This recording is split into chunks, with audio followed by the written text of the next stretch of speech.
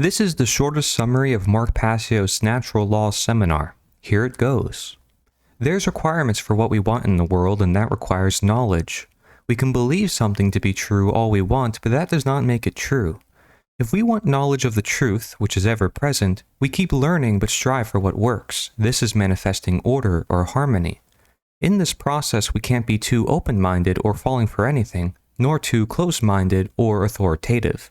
Being that we control ourselves or we influence others, we can change our minds and our reality. We are programmable.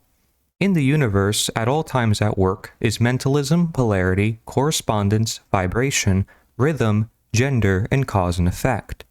If we don't care for how this works in relation to what we want in the world, with our time and attention, we will never manifest it.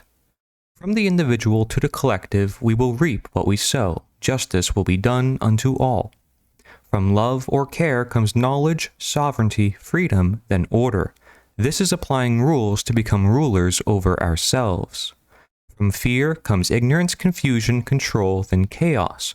This is not applying rules for ourselves to then become ruled by others.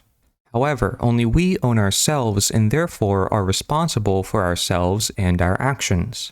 Most people know they own themselves or that violence or theft is wrong as a rule, yet they attempt to give away responsibility if they follow orders, and they allow violence or theft if it's done by authority. Since every government claims to have an exemption to this basic morality, when the exemption is further legitimized, the governments grow and become tyrannical. Whereas, when there is more people who understand and teach this basic morality without exception, there is freedom, and with it, equality, as nobody has the right to rule, where a class system is created for a select group of individuals to have special rights or the ability to commit immoral actions, imposing on those perceived without the authority. Freedom includes the possibility of chaos, but authority creates the guarantee. Authority implies rulers. Anarchy simply means no rulers in Greek, but not no rules, as rules are required for it.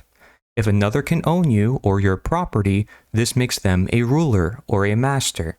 Being that you have no choice but to obey, this makes you a subject, a slave. The ruler becomes the rules, authority becomes morality.